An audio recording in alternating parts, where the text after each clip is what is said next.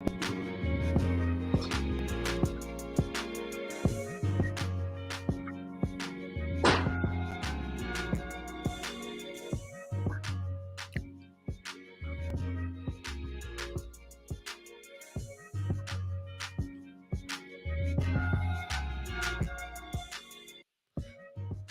what's up, everybody? You've tuned in to the HBCU Coaches Corner, hosted by the SWAC legend, the HBCU legend, none other than Coach Johnnie Cole, and I'm Rocky Miller, his trusty sidekick. Coach Cole, what's up? How was your weekend? What's up?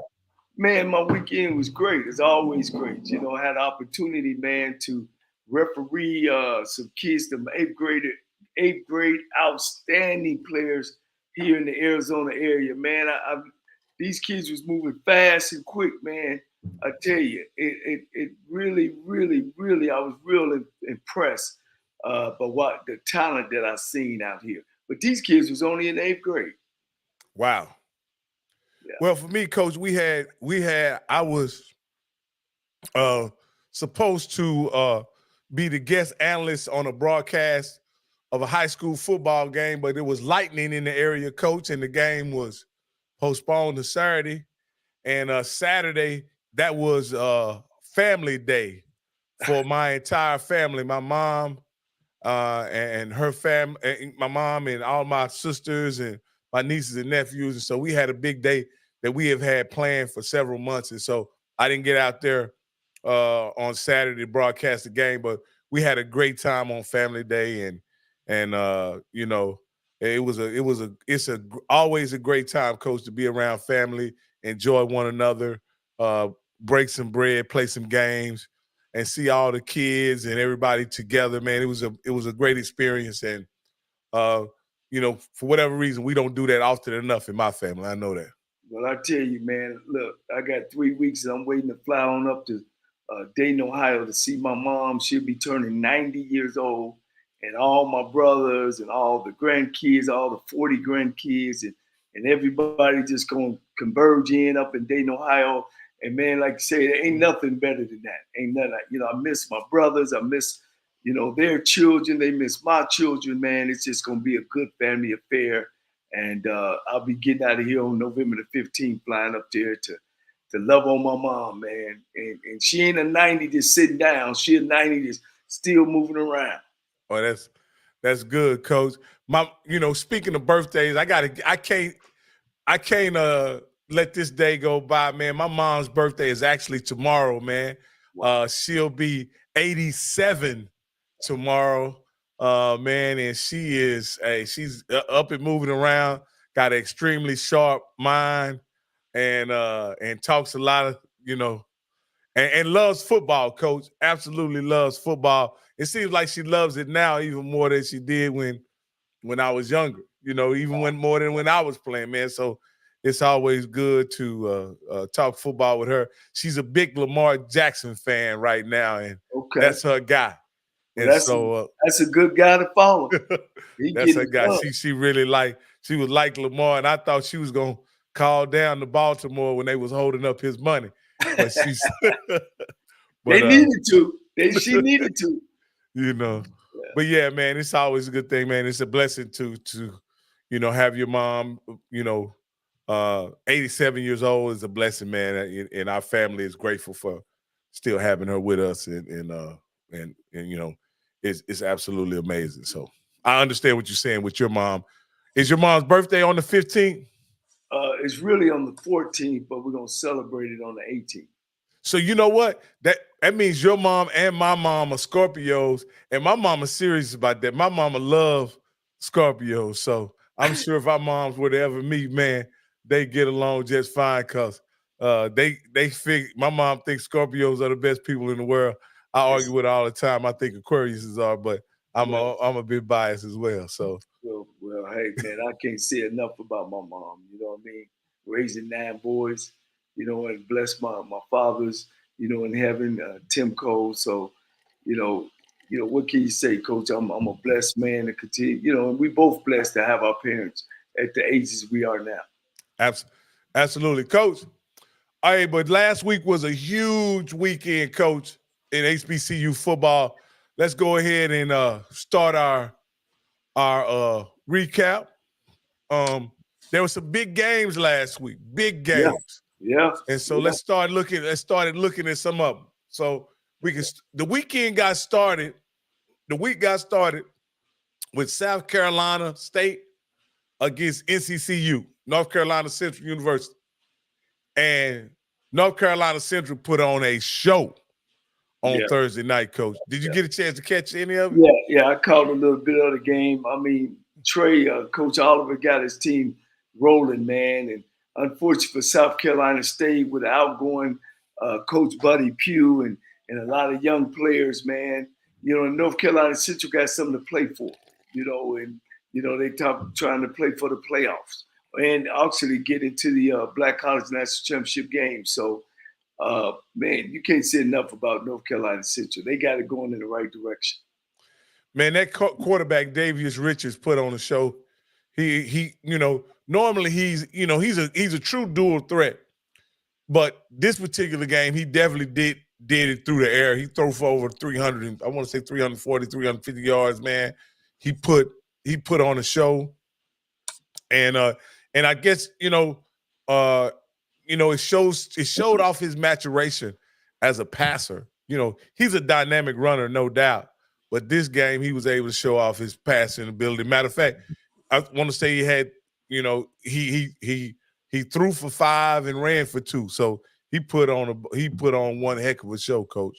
Wow. Well, when you seen the kid last year at the Celebration Bowl, I mean, he played so smooth, and they came in the games telling him that he was going to run the football. And he had no problem, no turnovers, smooth operator, very confident kid in himself. And, I love him when I see him. And I think he's going to be it for a spot on the next level. Yeah, I hope so, Coach. Of course, I hope he gets a chance on the NFL. But at the very least, I hope he gets a chance to develop his skills, even if it's the XFL or the USFL. Get a chance to really develop, as a passer.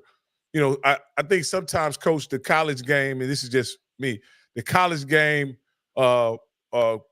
dynamic quarterbacks like him don't get to, really, develop as a passer, because at the end of the day, their coaches are trying to win games, and their running ability is an integral in those coaches trying to win games. So, I was glad to see that he showed off his passing, and that's going to bode well for any opportunity on the next level.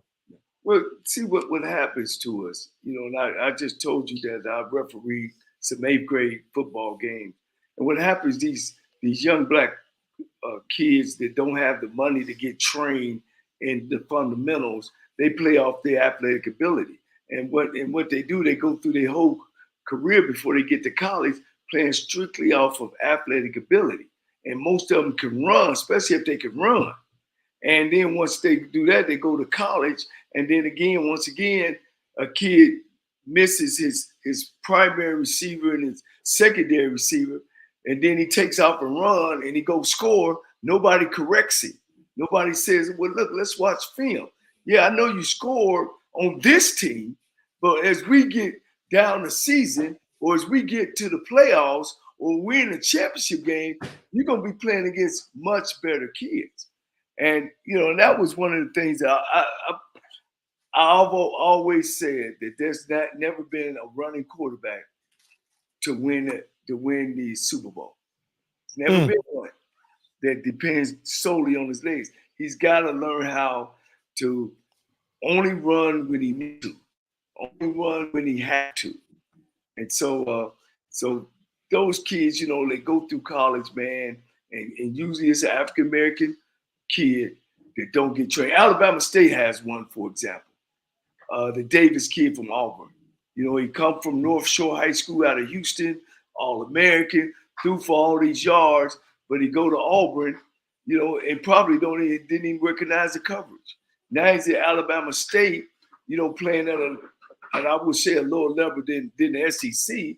He scrambles all around and score, but nobody corrects him. So then now when he starts playing against better competition and he's throwing interceptions, he's scrambling around, he's getting sacked, people looking around, it ain't necessarily him. It's necessarily who's been coaching him. And that's been, I've seen that in my career, in my 35-year career, of what happened to our African American quarterbacks. Yeah, Coach. It really, this conversation really gets me to thinking about something I heard this weekend, and I put quarterbacks and O linemen in similar categories, meaning that I'll say this: most, in my opinion, for a quarterback to achieve his maximum potential, he has to be developed by a coach, right? You just can't go out and play quarterback on sheer athletic ability and expect him to reach his highest potential. When you talk about offensive linemen, I see offensive linemen in a similar fashion. I think offensive lineman is the play of the offensive line is a reflection of the staff being able to develop players, right? Right. And this is, we're gonna take a detour right quick, Coach. Coach Sanders this weekend, after his quarterback was sacked 7 times, hit, 12 times, and then hurried somewhat of 25 times, made a statement that that his obviously his offensive line is struggling. And when a writer asked, how are you going to fix that problem? He said, bring in new linemen. Coach, tell us, with offensive linemen being a position that you have to develop, what can you just bring in 10 new offensive linemen and fix a problem like that?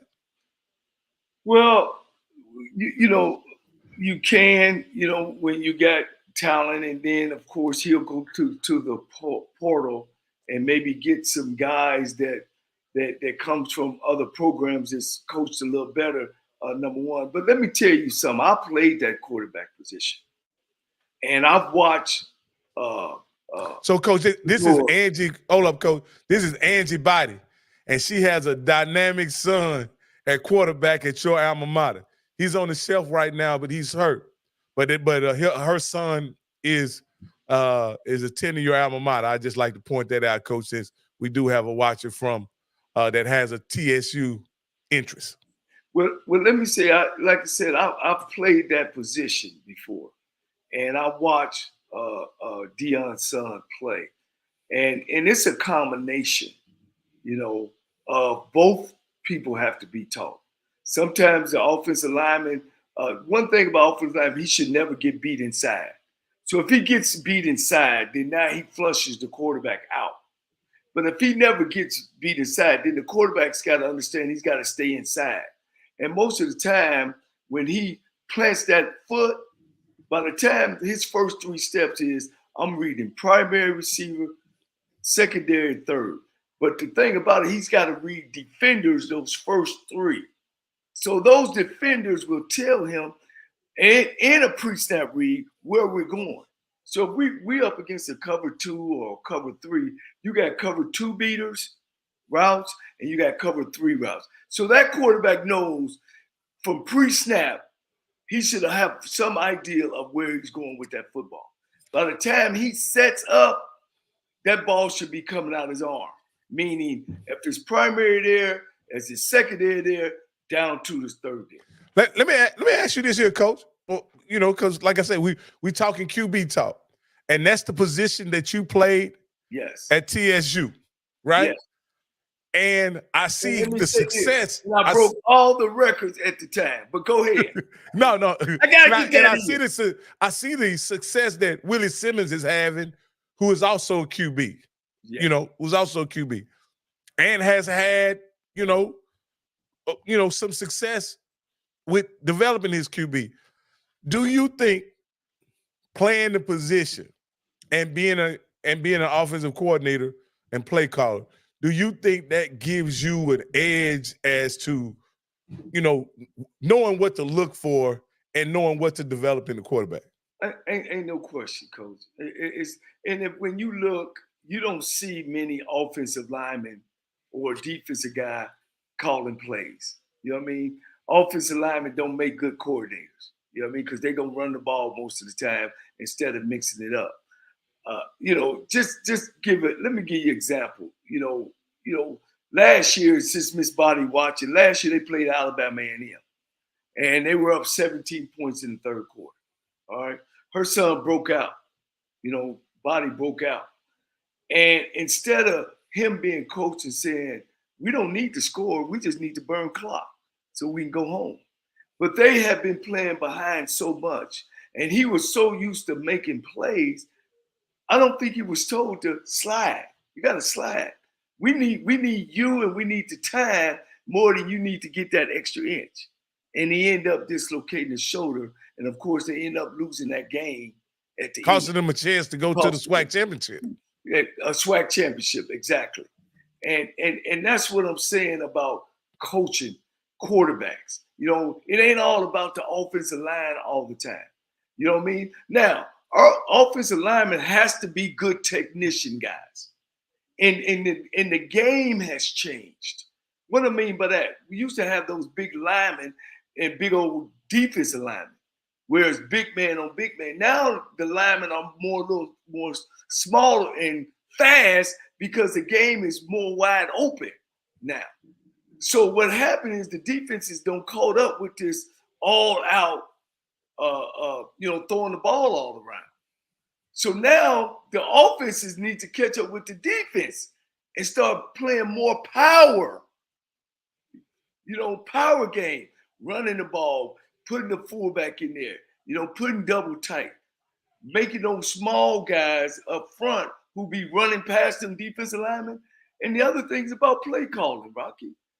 When I know you're going to throw the ball, 70, 80% of the time, then I'm telling my defense, pin your ears back. We want to beat him upfield. We're going to pressure him up the middle, and we're going to have a spot guy. So it ain't all about, my offensive linemen are bad. It ain't all about my quarter is bad. It's a combination. And I can guarantee you, I can sit down with Shedeur Sanders and correct every time he holds that ball too long. Sometimes he's getting sacked, and he shouldn't be able to sack. Because, Rocky, ain't it okay just to throw the ball away? So instead of being second and 17, I don't lost 7 on the sack, I just throw the ball away. So Coach, I see this, sometimes, okay, they have this thing called an RPO, Coach, and we don't have a screen up here, but it's RPO is short for run pass option, right? Yes. Sometimes, and I see Shedeur do this, and I see other quarterbacks do this. Sometimes the quarterback keeps the ball on a surefire 3, 4, 5 yard gain in hopes that guy gets across the cornerback's face so you could throw that, that hot or that slant. Yeah, it's a slant. What's your theory, or what's, as an offensive coordinator who's won a Division I conference championship, what are you teaching the guy in that situation? Do you take the 4 yard gain that the running back can get, or do you take the chance and make the pass? I mean, what are your indicators there, Coach? Well, one of the things is about adding a man to the box. So when we ride the ball in, they add a man to the box, then you come up and throw the ball behind it. But here's what's happening to the spread offense. Defenses have made changes. The first change the defense have made is personnel change. When you used to play with them big linebackers that played, in between the tackles, now they're taking the strong safety type kids and moving them up where they better athletes, and they putting more defensive back guys on the football field. All you got to do against the spread is be able to make tackles in the open offense. So if I was a head coach right now, I'd tell my defense coordinator, we're going to have open field tackling practicing every day. Because if you could tackle an open field, you ain't getting nothing. Offensive side of it, you want 3.5 yards per play. 3-3-3, give you first down. You want first downs. So yeah, when they ride the ball in there, these run pass options, no different from running speed option You know, it's no different from running a dive option. You know what I mean? You're reading a guy. You know what I mean? And I just don't think, me as a coordinator, I would never go in the game with just that. You know what I mean? Texas Southern was on the 3-yard, Southern's 3-yard line 3 times this week. 3 times, and stayed in 4 wide. I mean, and I hate to keep saying about Texas Southern because all these schools are doing it, or some of them. You mean to tell me I don't have time in my practice to run a short yardage offense? I'll take a 5-minute period. Give me 2 tight ends. Give me your 6 linemen and put him in the backfield, and we're going to get 1 yard. So what's happening to the spread offense is defenses are catching up. So they're giving you all kind of looks. So when you ride that ball in there and you read that outside backer or that corner, and they teaching him to stutter his feet so you can dive. So then when you don't block the backside fire technique, he's slamming in hard, and his job is to tackle the back every time. So they playing games, and that's what's happening. Defenses now, because I know you're going to show me 2 or 3 formations. You're going to show me 2 by 2 wide receivers or 3 by 1, or sometime you'll go no back. So if you're only coming in the game with 3 formations as a coordinator, then as a defensive coordinator, okay, here are the 3 formations we're going to see.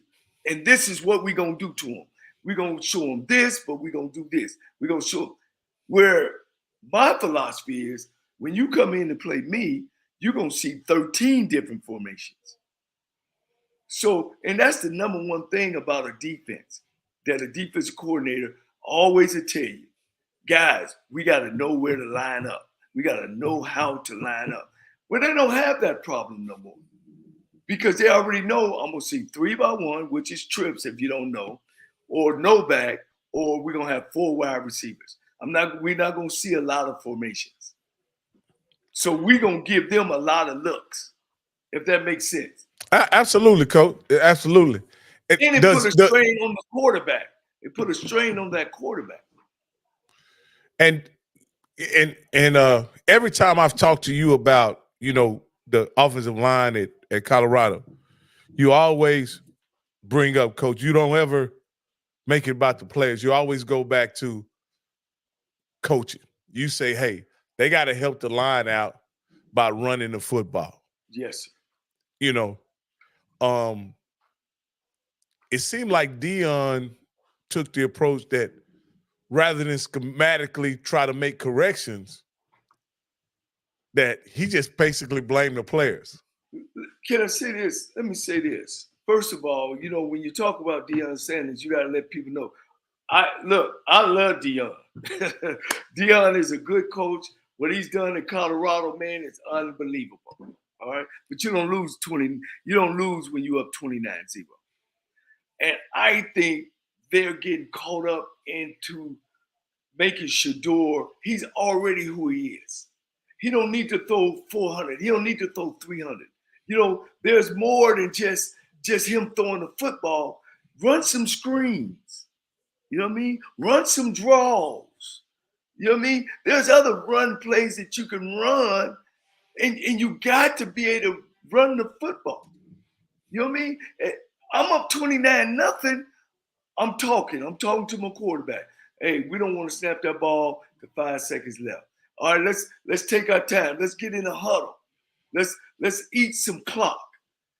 Hey, if we're gonna run the ball and we ain't good running, take your time getting up. All that's strategizing. All that's getting us through. Okay, man, we up. And then on the defensive side, you got to tell the defense coordinator, look here, we up 29-0, man. Let's get out of man coverage. Back it up. Let's catch the ball in front of us. Let's come in and tackle it. You know what I'm saying? I didn't think the way they handled the kid number 12. You know what I mean? He been out 2 games, and then he come right back and start playing both ways. 100 plays all out of the refrigerator. So to me, all that's a part of coaching. And they, You know, they putting that kid in a bad situation, man, and he's taking hits that he don't have to. You know, and then you know you might have the wrong pass protection. Put him on the sprint out. You see me? Let him run speed option. So there's a lot of keys, a lot of things that they can do besides trying to get this kid the Heisman and throwing the ball all over the place. You bring up something interesting right there, Coach, is that you think you won't say it outright, but I'll say it. You said that you believe that there's some stat padding going on in an attempt to get Shedeur positioned to win a postseason award like the Heisman or something like that, rather than doing what's in the best interest of the football team, which is having a more balanced attack. That's basically what you're saying, right? Yes, sir. Yes. Yes. I So think something like is that. That's some high level daddy ball, Coach. You know what I mean? You know, I'm a Deion guy too, Coach. I love Deion. I like his approach to the game.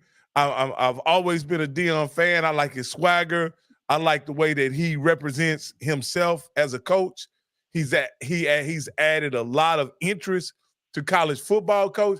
But at some point, right, I don't think it's cool that you take these young men and the solution becomes replacing them in front of everybody, Coach. Because here's my point.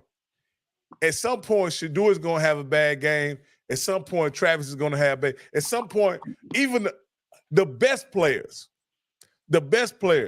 have had bad games, and your solution can't always be replace the player. At some point, you got to coach, in my opinion. Coach, is this the same line? This is the same offensive line that beat TCU, right? Same offensive line that beat Colorado State. Same line that almost came back against USC, right? Here's my problem. These guys are pinning Oregon them. Did Colorado ever run any speed option? Did Colorado ever run any draws? When you got an offensive line, I played against Mathis. I don't know if you remember Mathis from Alabama A&M. Went to the coach, had a hell of a year. The wide receiver? No, defensive end for Alabama A&M. Oh, yeah. I know you're talking about. He was unbelievable. Coach, you know how many tackles he made against us? Maybe 2. You know why? Because I ran at him. Hey, he came off, nobody blocked him. He ran in great, get the quarterback, I shuffled underneath him. All right?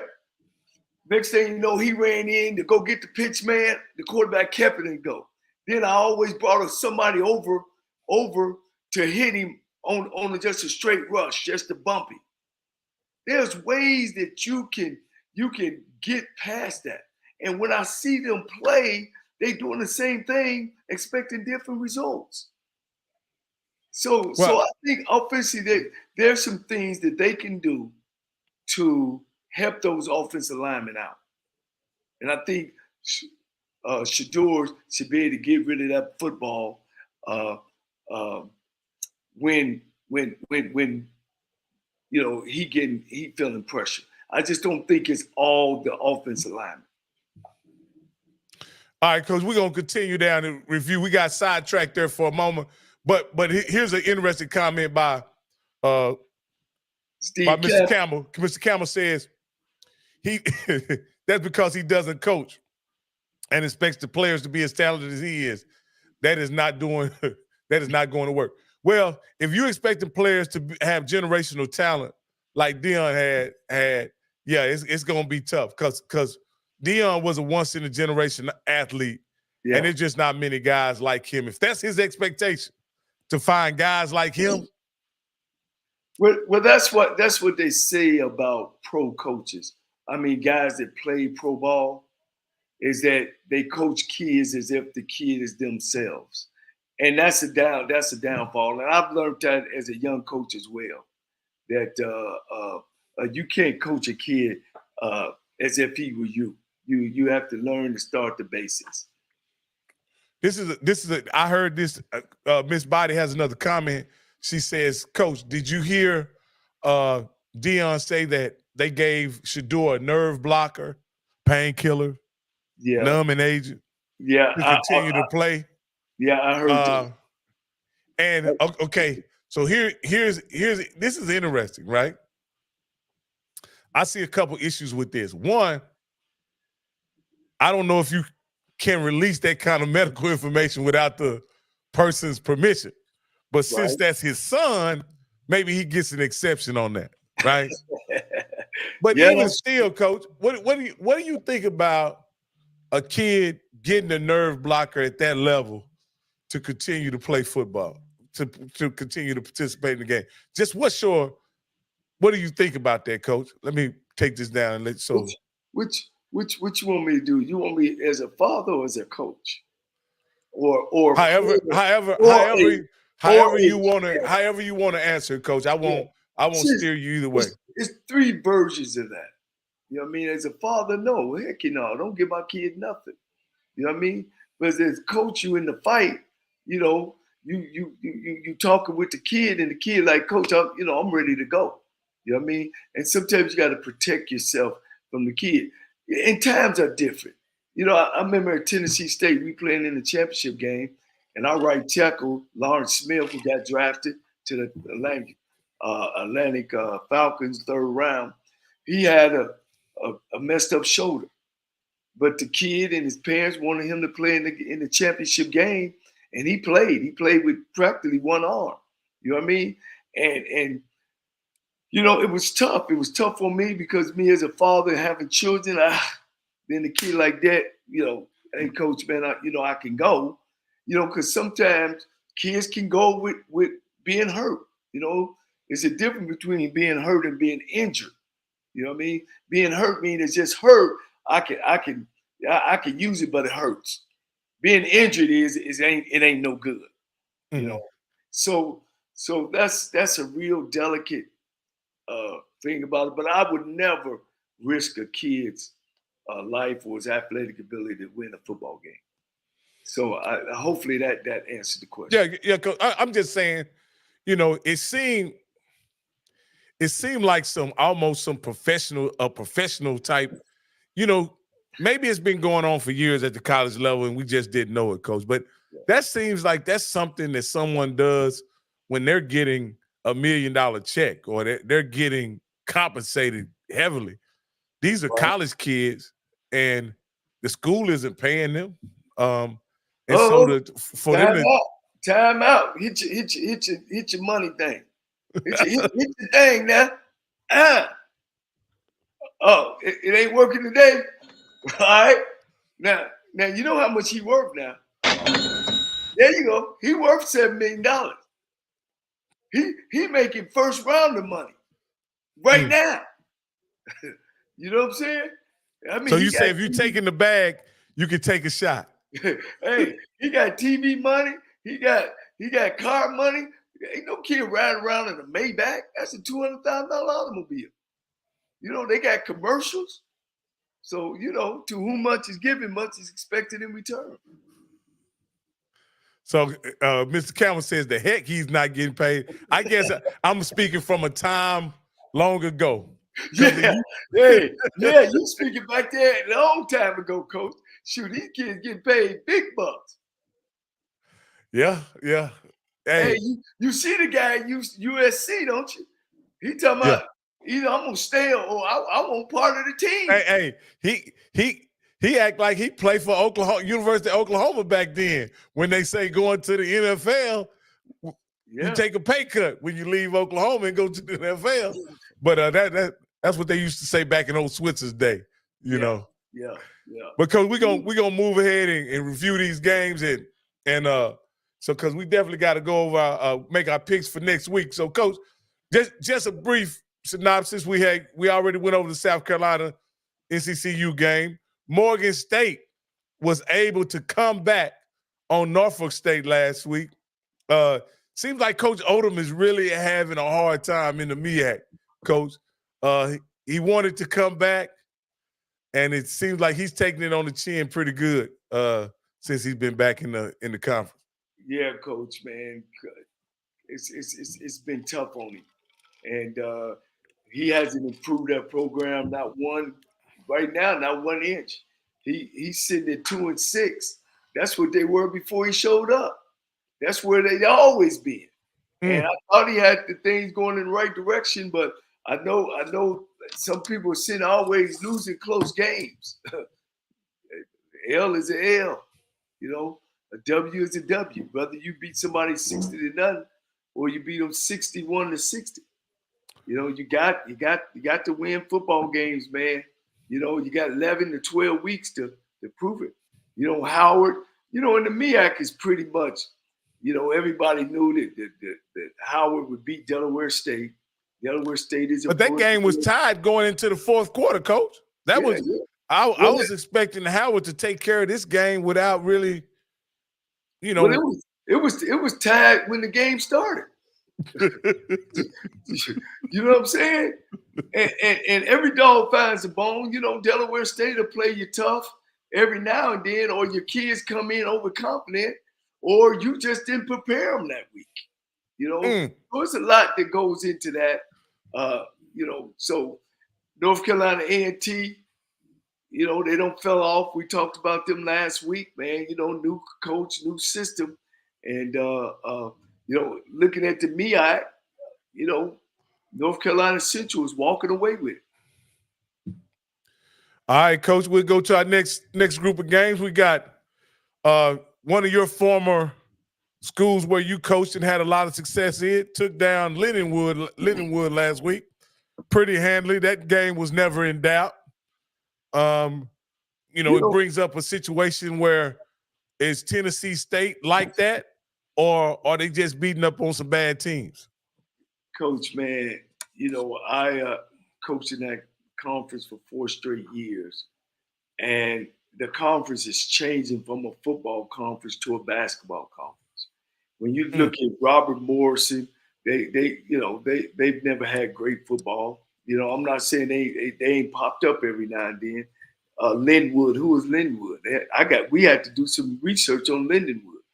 You know, Tennessee Tech has always like been in the middle to the bottom. They never Charleston Southern flashed up. You know, it just you know, when you see Tennessee State, when you used to seeing Tennessee State against Southern, Florida A&M, Grambling, you don't see Tennessee. You see Tennessee State now playing Lane College, which they got beat last year. You know what I mean? You see them playing Bethune-Cookman. These schools is like, I guess I see what Eddie George trying to do, get some wins, get some things going, you know, make the team feel good. But this conference as a whole, I think, is a struggling conference.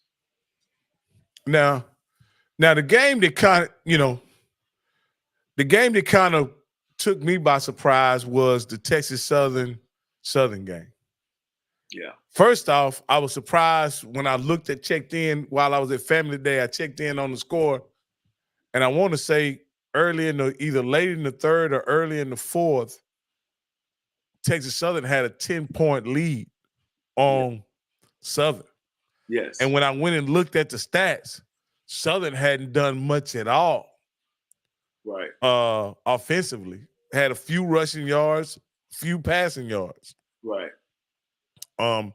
Texas Southern had thrown a couple interceptions, but they were still up by 10 points. So I thought, you know, hey, they got a pretty good chance. They're probably going to pull it out, seeing that they've held Southern down, only to find out, you know, check back an hour or so later and to see that they lost the game was almost unbelievable for me. And I went back and checked the stats. The stats didn't improve very much. It was pretty much the same situation. Not very many passing yards for Southern.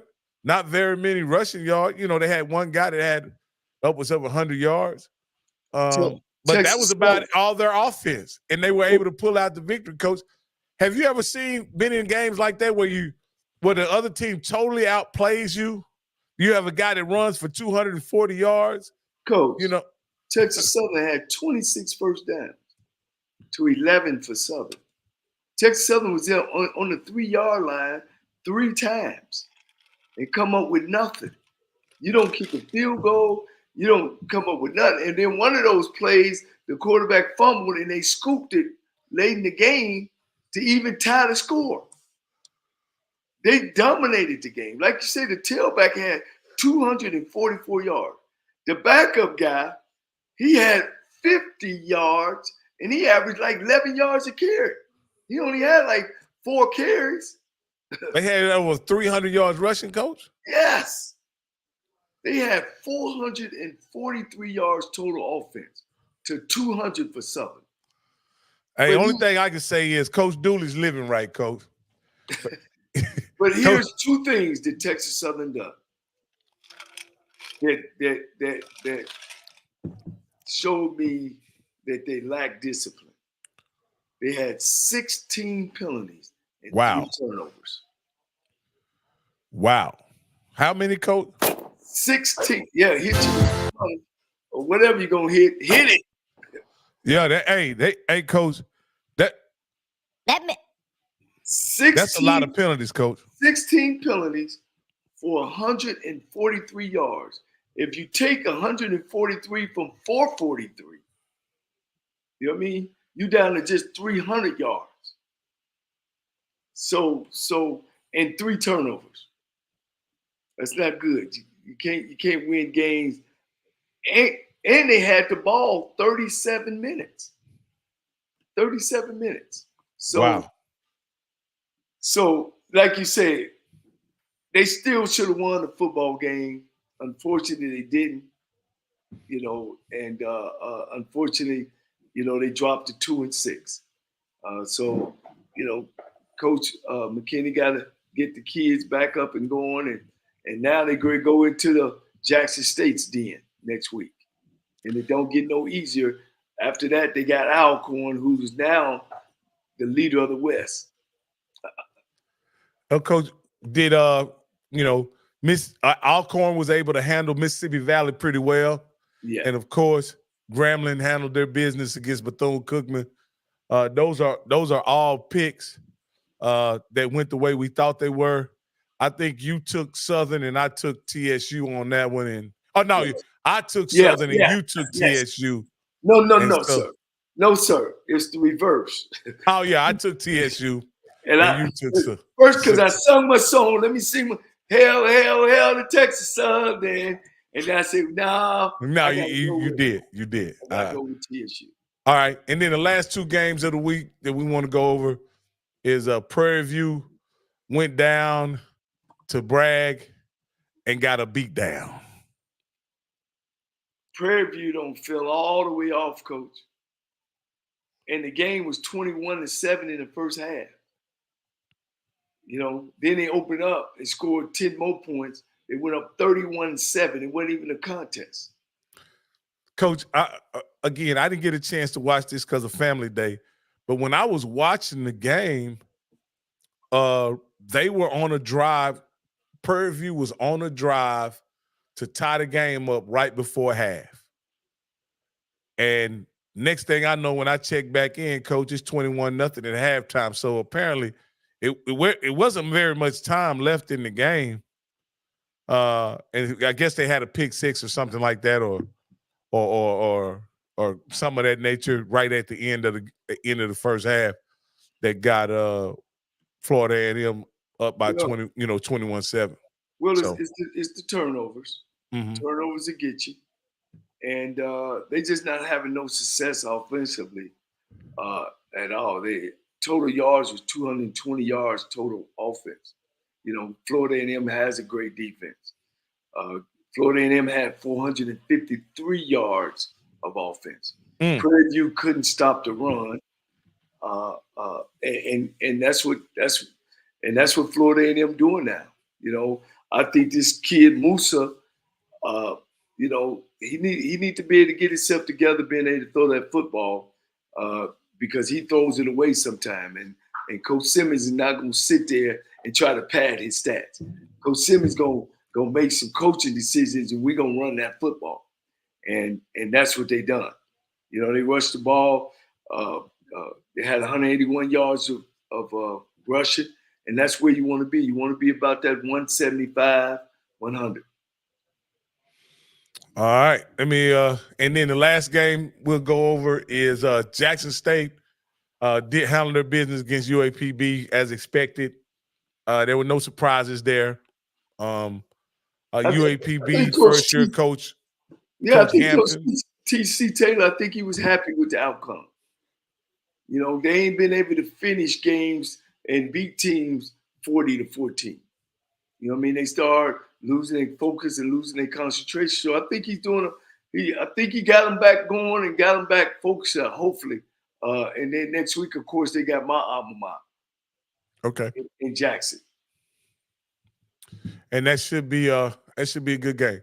So, Coach, I wish I had prepared to bring up the coaches conference from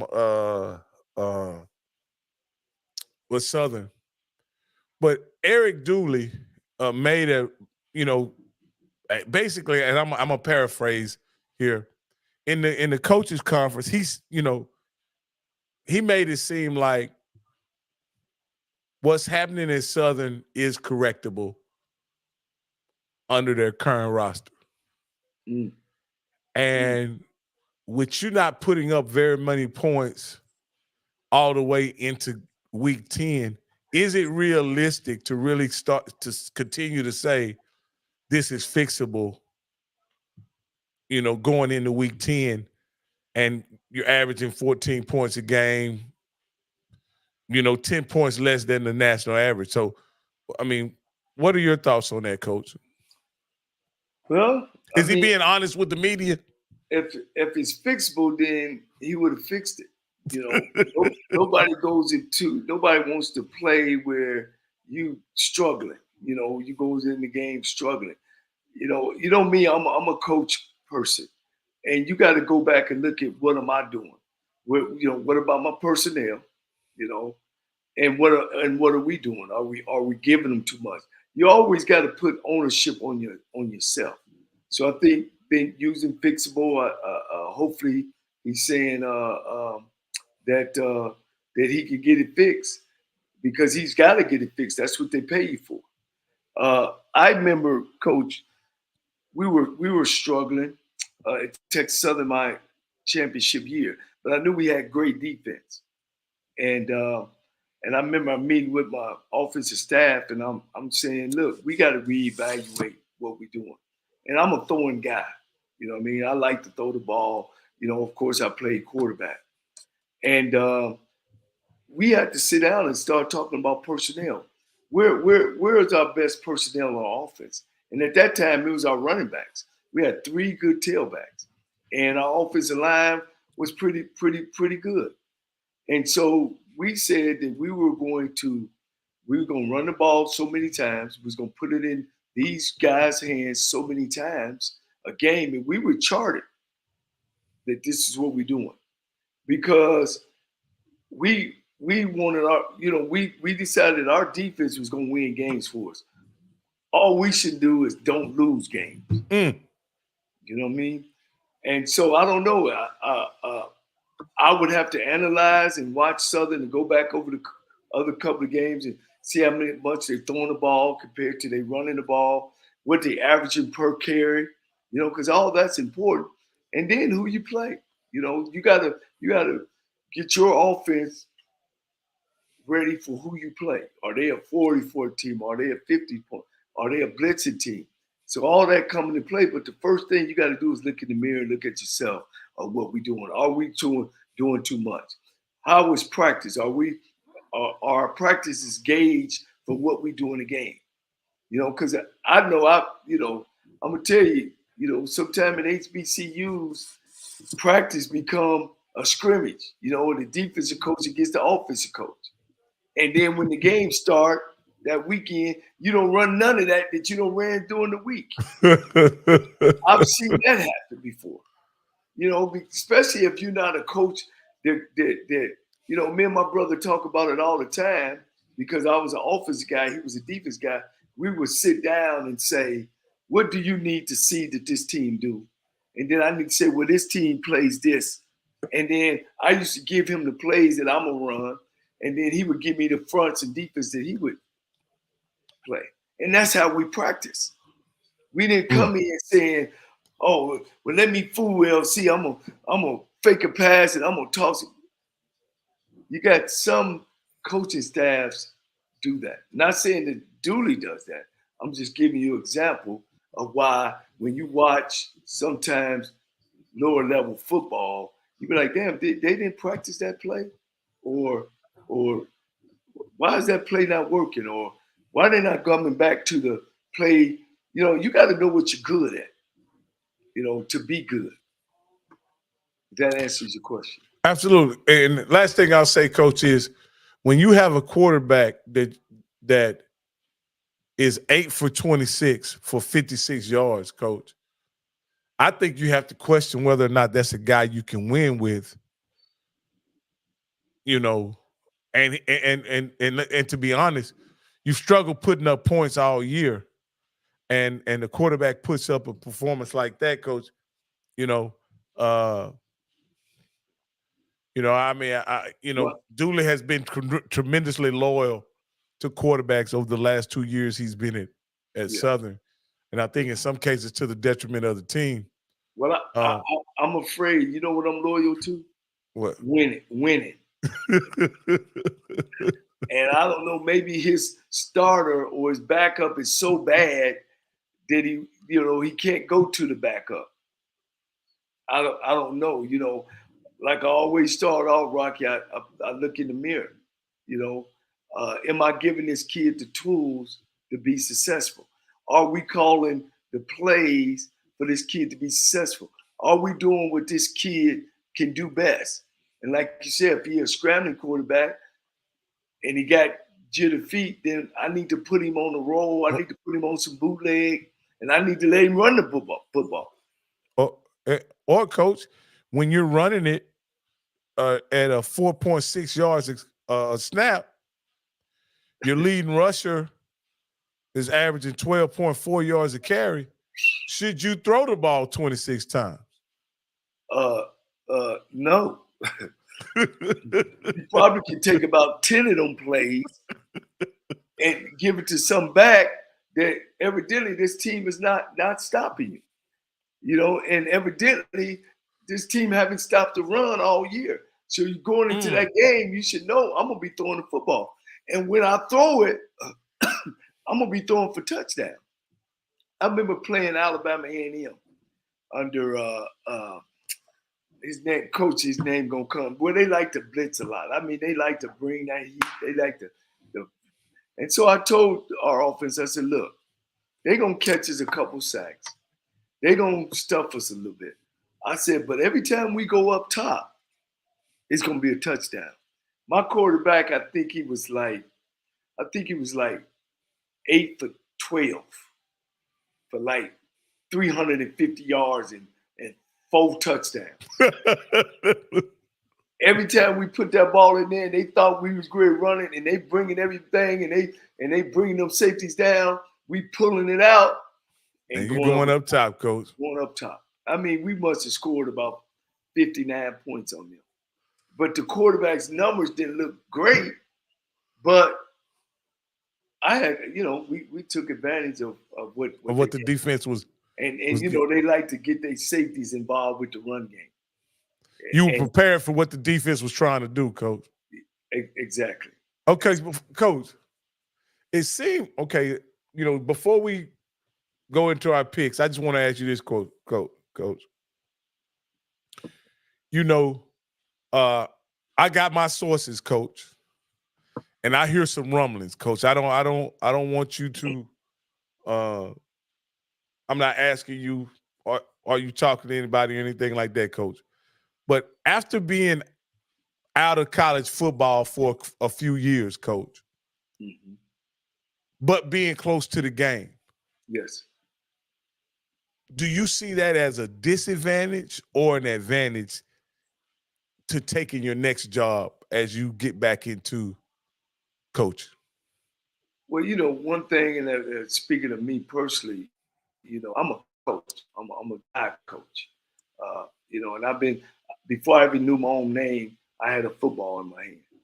And the last time I checked and watched the game, the field is still 100 yards long and 53 yards wide. they still tackle and run out there, and they throw the football and they back up and they come up and hit.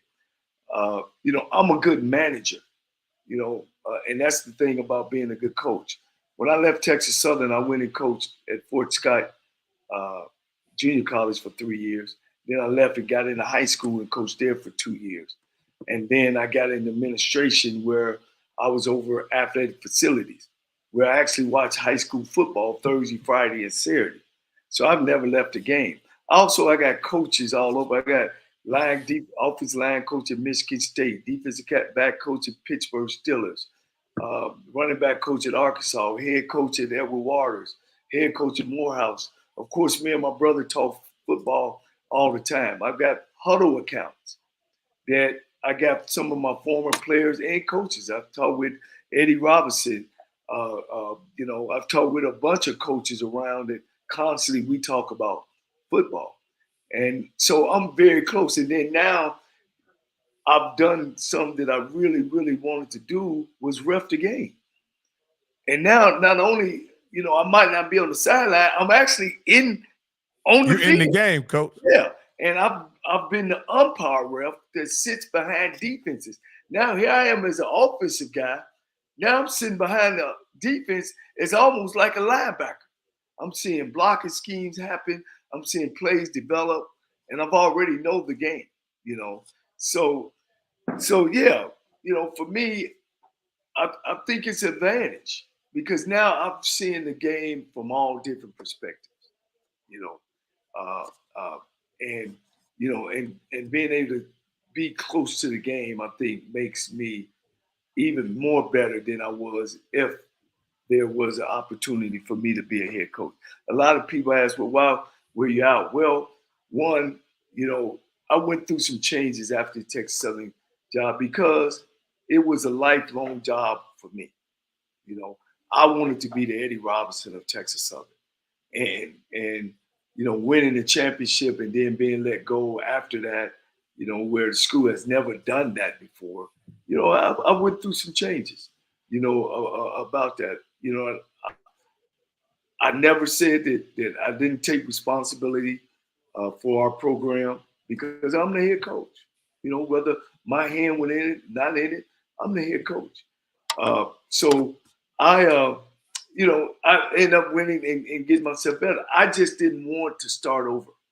I didn't want to go be a running back coach somewhere or a receiver coach somewhere. I just didn't want to do that. I had a family to take care of. I had kids. Of course, my daughters were in college, my kids, and that was more important to me.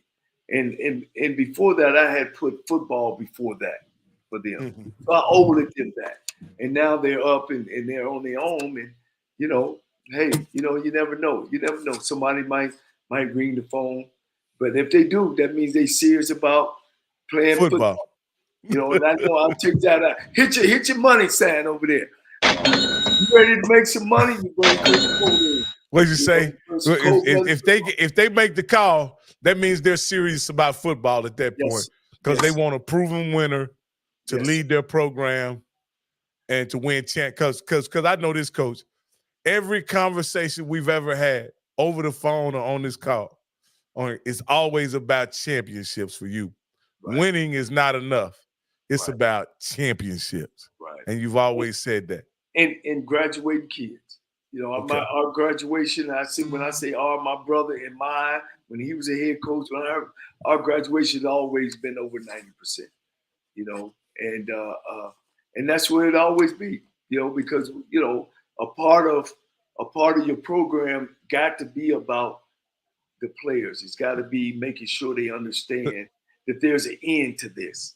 Last question, coach. In the transfer portal era, right? You coached in a different era, right? This is the transfer portal era. Can you just briefly talk about, do you think the portal will make it easier for you as a coach? Will there be an adjustment period? What do you think about how you will use the portal in your next opportunity?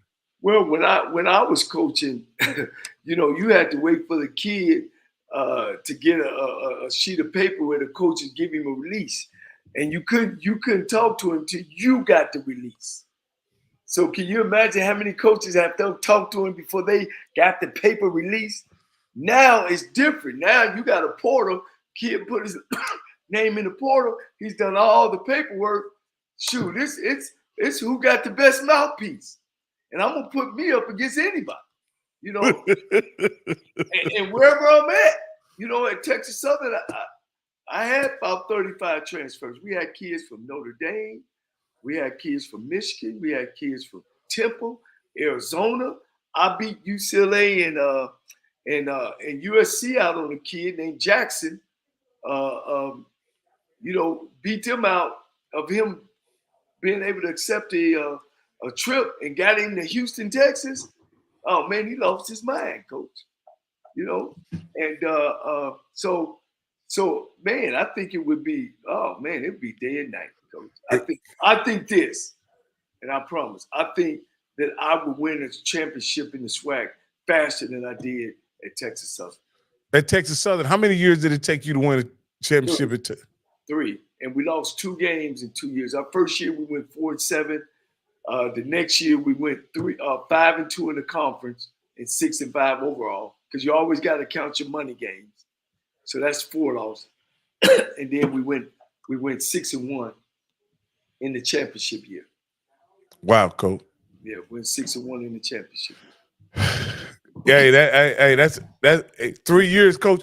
You're saying that in your next opportunity, you're gonna be able to do it faster than 3 years? Well, let me go back. At Tennessee State, we got the job in '96, went 4-7.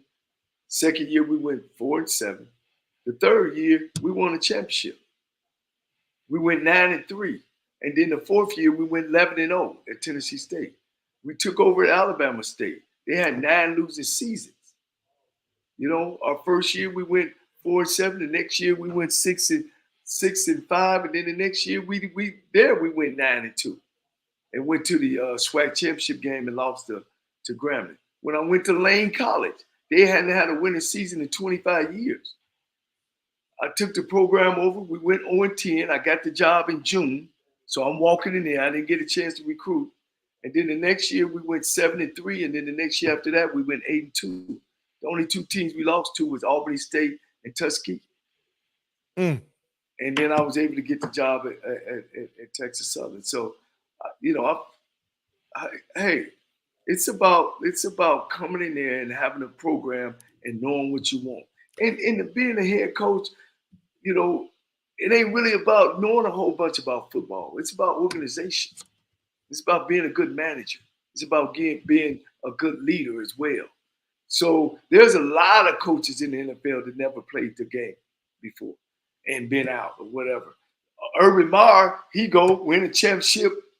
You know, he sit out, come back, win another championship, national championship. Sit out, go to Ohio State, win another national championship. He'll be back. They're already talking about him in Michigan State right now. Yeah. Mac Brown. Mac Brown was at North Carolina, won, left there, went to Texas, won, sit out, talked on the mic, bounced back in North Carolina.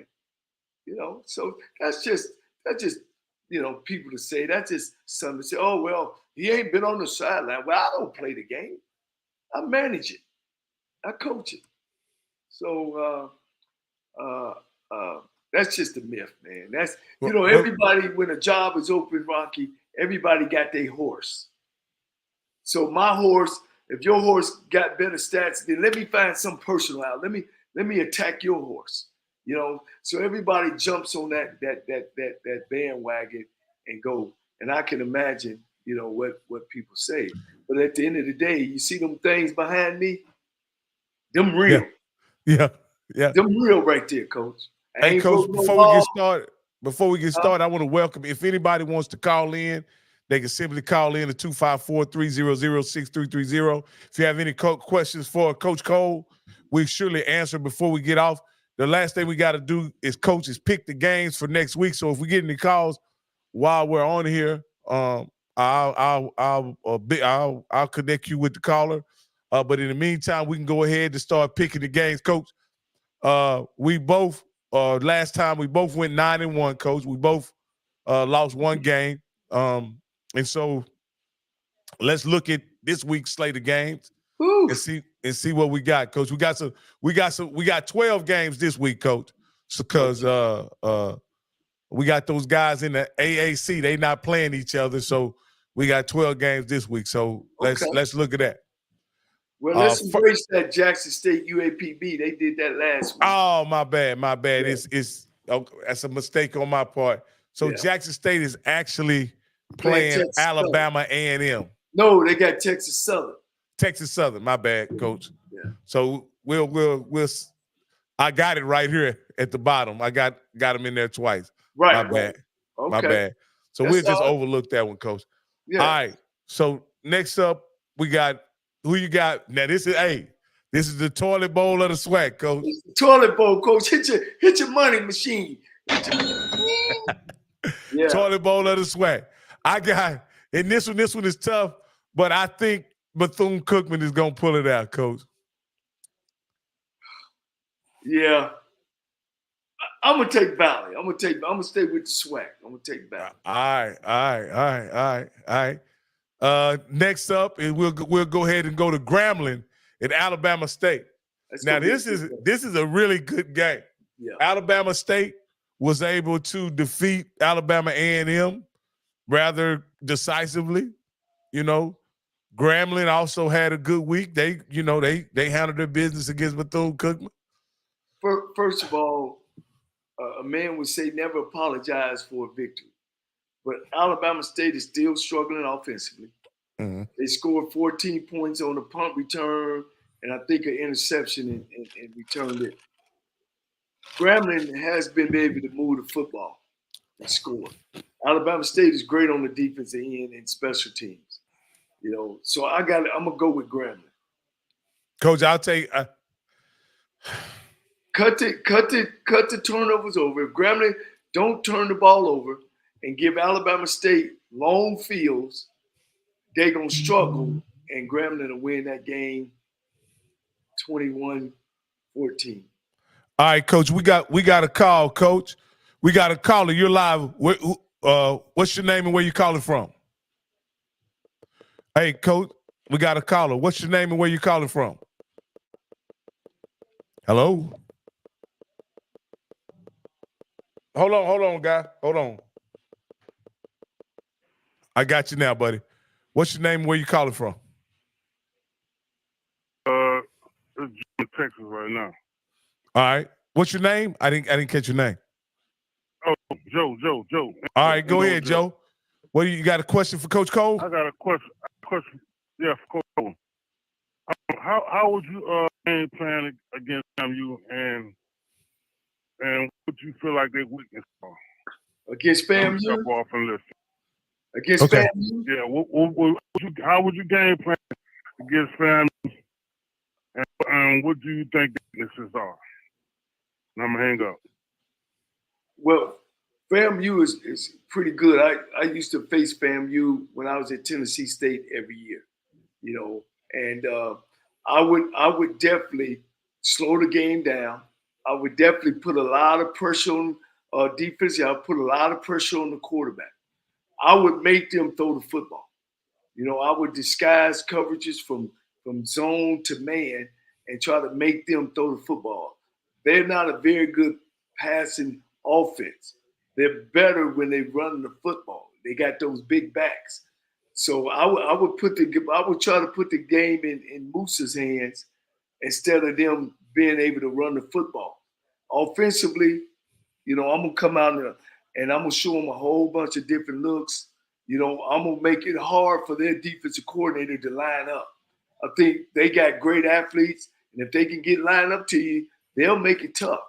You know, but one thing I will do, I would slow the game down. Coach Simmons, he has a tempo type of offense, and I would love to just slow the game down and make them go 80 yards. Musa got a tendency of either turning the ball over or throwing an interception. So I would tell my defense coordinator and my special team to make sure that, and offensively, that we don't turn the football over. You know, when they get short fields, they scoring you. They're very good in the red zone. It's just that when they got to go 80, they always make mistakes. All right, coach. That sounds like it'll work. It'll work. I got a question for you, coach. How do you get a team like FAMU one dimensional? Is what you're trying to make them one dimensional? How do you pack the line of scrimmage where they can't run? What do you do to get them in a situation where they have to put the game in Moose's hands? Well, I mean, one thing, you got to score. You got to score when you're playing at this level, FCS level. And usually, you really can't unless you're stuffing them, and unless you're making sure you take away first down where it makes second and long. But Coach Simmons, he's a good coach, So really, I don't think you can say make them one-dimensional, but I think you can say, okay, coach, we taking this away from you. You're going to have to do this, And good coordinators will be able to get around that. And which Coach Simmons is a good coordinator. Absolutely. Hey, I want to thank Joe for giving the call. Anybody else out there? We got a few minutes left. If you got another call, we'll just stop, answer the call, and we'll get back to picking our games. No, go ahead. I can say this too about being one-dimensional. Personnel can make you one-dimensional as well. Meaning, if you got a great defensive front, that'll make you one-dimensional. You'll be trying to get rid of that football, or they'll be able to be good at stopping the run. Okay. So, all right. So, against this game, you're taking Grambling on this one, Coach? Yeah, I'm gonna take Grambling. You know what, Coach? I think I'm gonna take Grambling. On this next one, I'm gonna take Grambling as well. But on this next one, I'm gonna go ahead and pick first, and I'm gonna pick Prairie View. Yeah. UAPB, they struggling, Coach. They look bad, and they struggling. Brand new coach out there. Got to give him a chance to recruit some of his players. I'm gonna take Prairie View A&M. All right, Coach Simmons travels to Alabama A&M after a big win on homecoming against PV. How do you think they'll fare against Alabama A&M on the road? Some tell me Alabama A&M don't shut it down. Coach Maynard and them down, they don't shut it down, and they get ready. And it's tough because Florida A&M, Coach, had won the East, 3 weeks ago? You know what I mean? Mm-hmm. So now we're just playing, we're just playing football on the weekend. And that's the bad thing about that, about this season on the East side. Once Florida A&M, because of the schedule, and Florida A&M jumped out and beat Jackson State, and beat these teams early in the year, it's been coasting. Hey, caller, you're live on HBCU Coach's Corner with Johnnie Cole. What's your name and where you calling from? I'm calling back again. I got another question. Cole. Yes, sir. Cole. If yes, you pick one team in the back, one in the SWAC, coach them against FAMU, team would you pick? Hang up, and I'm gonna listen. You got the question? Yeah, look. One team in the SWAC and coach them. What team you pick? I'm gonna hang up. I would pick. You ain't gotta hang up. I would pick Alabama State. Great defense, great athletes, great support, alumni support. So you're telling me, Coach, that was a great question, by the way, Joe. This year, if you had to take one team and prepare that team to beat FAMU, you're not gonna take Jackson State? No, sir. You're not gonna take the high flying offense at Grambling? No, sir. You're not gonna take the talent of Jackson State? No, sir. I'm gonna take a team that got great defense because I'm the offensive coordinator and I'm gonna get in the end zone. All I want to do is stop them. And Alabama State could stop them. They got 6'3", 6'4" corners. They got safeties. They got an okay defensive front. Great linebackers. All you got to do is score. Don't turn the ball over. Don't get the other team a short field. You know, It's interesting that the high power that the offensive minded guy is going to take the best defense in the SWAC, and you're gonna trust your coaching and your ability to develop and use offensive strategy to ultimately decide the outcome of the game. That's hey, coach. I can't argue with that, coach. Hey, look, you see that ring right there? Texas Southern. There's no way that I come in the SWAC and win the conference in 3 years. It's because I made that decision that we were going to run the football and we was going to play sound defense. I've always believed that great defense, great one game, win championships. Even though all my quarterbacks threw for 4,000 yards in a season or 3,000 yards in a season, player of the year and all that, I believe those two things got to work. You got to have great defense and of course great special teams. And to be able to run the football to win championships. I'm about winning. You know, I'm not about me per se. I'm gonna get the accolades. I'm in love with winning, and that's how you win in this game of football. You do those things. All right, coach. Hey, you said what you said. All right, so let me bring this. At Lane College, Rocky, at Lane College, we finished #1 in the nation in defense under a guy named Darian Sneed. He was my defense coordinator, and that's how we won. So you know that's how you win championships, coach. All right, this is another game. Texas Southern, the mighty Texas Southern, against Jackson State after a very tough loss, right? Right. Can they travel to Jackson and get the victory, coach? I'll go ahead and pick, and right now, I'm going to pick Jackson State. But I'm going to ask you, can Texas Southern travel to Jackson and get that victory? It's going to be tough on Texas Southern. You know, I'm 2-6. I'm going up to Jackson, Tennessee on the bus. You know, we kicking it. We had the game last week and let go. You know, it's a lot of people looking at each other and second guessing each other. I've been there. I've been on that bus at Texas Southern. You know what I mean? You know, are we serious? You know, we living in the city of Houston, man. I can't wait to get back, man, and go down to the Pookie Club, you know, and have a good time. And you know, and those kids, I take my hat off to those Texas Southern University kids. You know, they play hard. They play each other. You know, it's just unfortunate that they ain't been able to see the results on the football field. Be a tough game, but I got to go with Jackson State. You know, when some things go wrong, you know, the kids at Texas Southern gonna start. It's just natural to do that. It's just a natural thing to do that. So I'm gonna go with Jackson State. All right.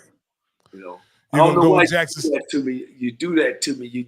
You know I believe the maroon and gray. You do those things to me, but hey, man, you know I got to think with my head and not my heart. All right, coach. Hey, I understand that. Now, hey, this is another good one. Howard was able to edge out Delaware State. You know, South Carolina State took a real tough loss, but they get to travel home and take on those Howard Bison, right? Yeah. At home. I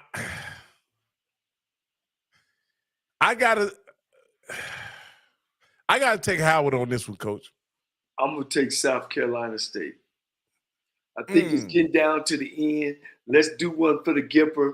Let's do one for Buddy Pugh. Let's send him out on the right note. A lot of young kids, man. The man is a legend down there. I think you get them together and they go out and they beat Howard. All right, coach. I got Howard. Now, this next one, I don't think we'll have too much argument on this one. Coach Odoms is having a tough year at 2-6, and Trey Oliver, and the Eagles are hitting their stride. I got the Eagles on this one, coach. I got to go with you on the Eagles. There's no way that Trey gonna mess up his opportunity to go to the Celebration Bowl. Okay. We got Delaware State and Morgan State. I just think Morgan State is on an upward trajectory. They played North Carolina Central tough. They come back against Norfolk and win. I just think they're a tough team. Coach Damon Wilson has those guys playing actually, in my opinion, above their talent level. And I'm actually looking forward to see what they'll look like in years to come. So I think Coach Wilson is gonna and Morgan State is gonna pull it out. Yeah, I got Morgan State. Or Delaware State hadn't beat nobody since Moby Dick was a tadpole. I don't know. That's just a perennial losing program. I heard it's real nice over there, where the school is. And they just got to get the right person in there. I know the athletic director. When she came in there, they went and hired a hiring firm, to bring a coach in to Delaware State. Hey, man, you're a perennial losing program. Go find somebody who's turned programs around. You know what I'm saying? And there's coaches out there, But, they hire these hiring firms, man, to cover up to get their friend. So that's what they do. We shouldn't waste our money. But HBCUs don't have enough money to be hiring a hiring firm to hire a coach. Sit down and tell the truth and take one out your book. If you're serious about football, you go find the right coach and quit hiring your buddies.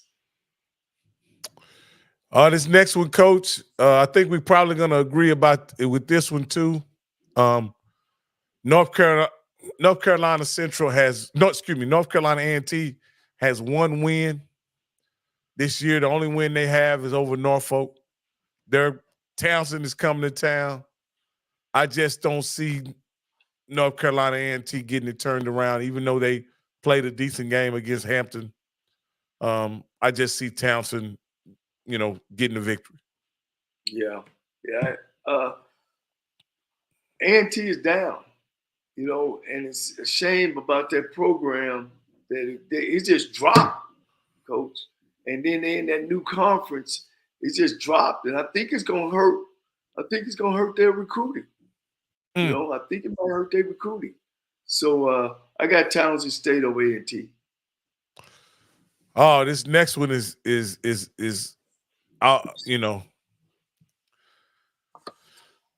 Maine is having a tough season, Coach, but so is Hampton. Yeah. On the road, traveling up to Maine. I'm gonna take Hampton. I think Hampton is the more talented team, and I expect them to get the victory. Right. I'm gonna take Maine. I think it's gonna be cold up in there. They're going to Maine. You got to be ready to play and get them kids up and going. So I'm gonna take Maine. And I've been on the roll with Coach Eddie George, and I'm gonna stick with him, Coach. I think he's gonna get it against Charleston Southern. And if they get Charleston Southern, they have a chance. They've already lost to Martin, but Martin took a loss last week. They're going to be in the running down the stretch for that conference championship. If Martin slips up, they can easily win it all if they win out. So I think Tennessee State is playing for something, and I think they're going to beat Charleston Southern. Unfortunately, they don't play SEMO, Southeast Missouri, because Southeast Missouri is 3-0. So unfortunately, they don't play them. So for them to beat UT Martin has got to lose one more in the conference because they got a game over Tennessee State because they beat Tennessee State. Mm-hmm. I think Eddie George is doing the right thing of playing all these teams that, with these losing records to push Tennessee State where they are. I've never known Tennessee State to take charitable deals, but it is what it is. Don't nobody know who you play as long as there's a W. That's the only thing that counts. And, he's doing a great job, and that's what they're doing. They're winning and playing winning football. So you can only beat who you play. Hey, Coach, do you got time for one more phone call? Because we got one on the line. Yes. Hey, you calling in the HBCU Hold up. Turn your volume, your background noise down, man. This is HBCU Coaches Corner with Coach Johnny Cole. What's your name and where you calling from? Name is Gerald, calling from Oregon. Calling from where? Oregon. Oh, okay. Go ahead, Gerald. Hey, Coach Cole, I've heard a lot of podcasts, and you guys talked about what these HBCU colleges need in a winning coach. And right now you've been out of coaching, but it seems like you guys kind of like it in on don't hold any punches when you talk about some of these presidents now and hiring coaches. So how do you think that's going to impact the school on you and bring you in when they listen to your podcast and hear what you say? What was it? All right. I'm going to hang up. Oh, hold up. So let me, because you were breaking up a little bit, buddy. So I want to make sure we get the gist of your question. You're saying how? Go ahead. Repeat it. Yeah, I mean, I listen to a bunch of your podcasts, and a lot of times you guys talk about the way the HBCUs go out and coaches like to talk about. I think Delaware went out and hired a firm to come out and hire a coach. And lately, kind of like it is, you guys discuss what it takes to hire a coach. And some of the comments made have been about presidents and about his university about hiring coaches. So how do you think that impacts you when you're naming the hat one of these jobs and the president saying, hey, say, I remember Nicole podcast, he said this. Do you think that impacts you or give you an edge by, telling what it is? All right, well, hold on a minute, because I think I want you to stay on for a moment. So, Coach Cole, what he's saying is, Coach, is if you didn't hear him, I heard. He says he's heard a lot of your podcasts, and he's heard you be critical of institutions, presidents, and their hiring processes and the way they've selected coaches. How do you think that'll impact you? Once you put your hat in the ring for these jobs that'll be opening up later on this year. Well, I hope it will, because it ain't about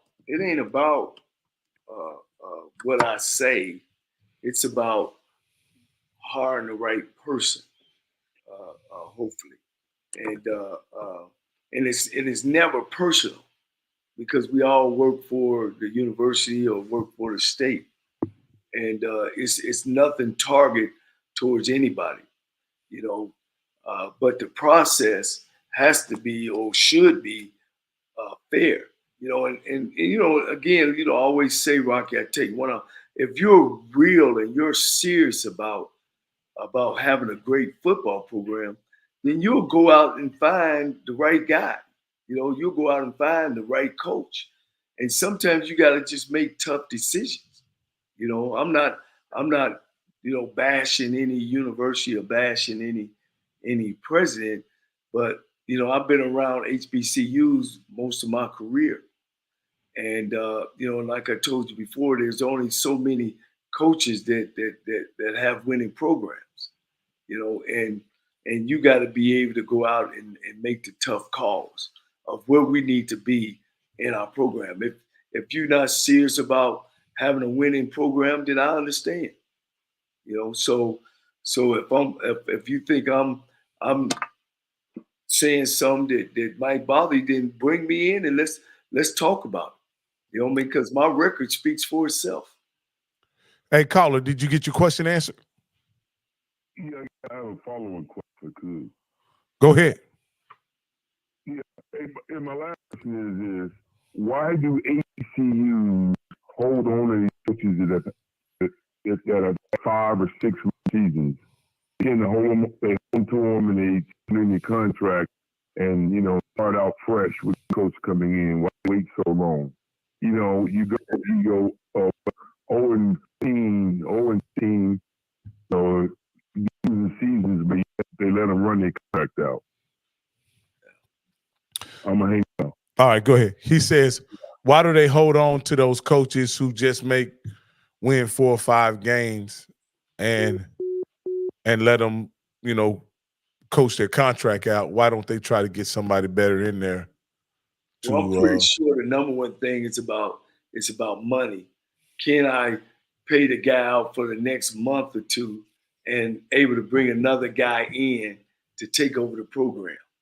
You know, and that, then again, you know, once again, we talking about are we serious about having a winning program? You know, winning football programs don't only bring you the money. You know, they bring you the alumni. I mean, the money or the alumni support. They also is the start of the first year. If you got a great program starting that first year, you usually have a great year, you know, and your enrollment goes up, you know, and it helps out everything about the university. You know, as we talked before, you know, Notre Dame is known for football. That's why they put so much money and emphasis on football. Alabama, I mean, who's going to Tuscaloosa? Unless some of them are making decisions because football is the biggest ambassador of any university. So that's why it's important. Now, if you feel that way, then you don't. By now, in some of these teams that's been losing, you've been on put together a small list, you know, and of course you can't really talk to anybody while you got a person in that position, but you sure can find out and put together a short list of people that you want. That's if you're serious about your football program. You know, a lot of times that I've been around, again, HBCUs, everybody's saying, fire this guy, fire this guy, fire this guy. But nobody is saying, well, who we are, who we are, who we are. And that's why sometimes we get caught with our pants down and end up bringing in another bad coach. like we've addressed this a couple times on the podcast, Coach, and I think it's worthy of shedding some light on. And before we get out of here, you brought up a number of programs that have been perennially struggling programs on this program, Yes. and you No brought it caller. up. Oh, we got another caller. Hold on, Coach. I'm gonna get the caller. Caller, can you hold on just for a second while I get what I'm out, and then we'll let you interject here shortly. So what I'm saying here, Coach, is you brought up the situation with, you know, the schools not hiring qualified coaches who are accustomed to doing turnarounds or reclamation jobs, right? Right. They're giving a guy a chance on a job that's proven to be difficult year after year to win consistently, and then they give a guy a chance on those jobs. Can you just flush out your theory on why those jobs shouldn't be given to guys who don't have a proven record, or why it shouldn't be given to a guy that first time coaches and things of that nature? Coach, this is it's very simple.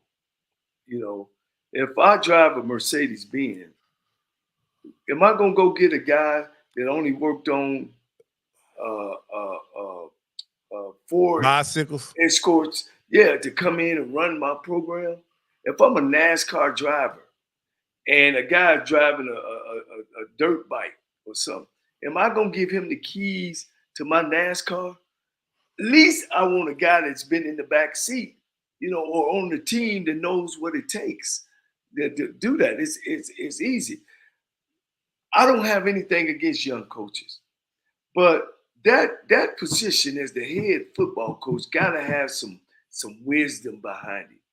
You know, instead of some slick, you gotta be able to have faced and went through some trials and tribulations to be in that spot. I've been in that spot before. You know what I mean? You gotta know that if I'm the smartest one in the room, then man, I ain't got no help. You know, and older coaches are the ones that teach the young coaches. And I think what has happened in HBCUs is all these young coaches have bounced in these head jobs, and there's been nobody to teach them. Fortunate for me, I had Eddie Robinson to look up to, Marino Cassim, W.C. Gordon, Archie Cooley. All these were older gentlemen. Pete who Richardson. would sit and Pete, I played for Pete Richardson in high school. Rod Broadway, Doug Williams. You know, these guys have been through the thing, and they taught us. They taught us how to coach. Now you getting guys, you don't even have the older coaches no more in the league.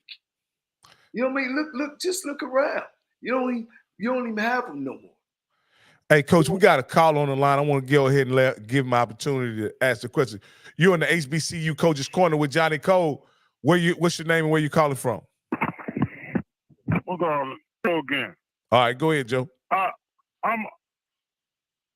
Coach Cole, I researched it. I looked all the way back. I couldn't find high school stuff in Ohio. The high school in Ohio? Yes, I'm from Ohio. Okay, I found no high school stuff. But Rock, I don't understand. This has been a winner since college football. Every place he coached, even as an assistant, he's been a winning program. Yes. Now, Coach Cole, I don't think you're gonna win in these days. I would love for you to prove me wrong. So I know you've been a winner everywhere you've been. I found no high school stuff on, but I found everything on you. I know from that Tennessee, Texas State. What you got to understand, every coach, when the college coach, I'm sorry, I'm pro-black, sorry. But when this college coach go to somewhere else, correct? Go ahead, sir. I'm asking, when a white coach get caught with stuff, with same things, where Coach Cole got caught up with in Texas. Yeah. When a white coach get caught up with that, he gets another job. Do he or does he not? Yes, he does. And the job be better. I'm asking a question, right? I want you to answer that question. Yes, sir. Yeah. Of course. You understand what I'm saying? Yeah. Yes. It wasn't nothing bad. It was some compliance issues. Yes, sir. And he probably didn't have the compliance stuff that he needed to stay on top of that stuff. I think the current SWAC, the current coach that's leading the East had some compliance issues last year. You know, Coach Simmons had some, where he had some players that were ineligible. So it happens. Compliance issues happen. You know what I mean? But I'm trying. Somebody please explain to me, with a coach who has been winning as far as I can research. I'm talking about even as an assistant. He always been a part of a winning program. Am I lying, Coach Cole? Correct me if I'm wrong, please. No, you correct. You correct. Coach Cole, can you correct me if I'm wrong? Yeah. Whenever you coach that or play that since college, you've been part of a winning program, correct? Yes. Yes. Yes. Yes. Yes. Yes.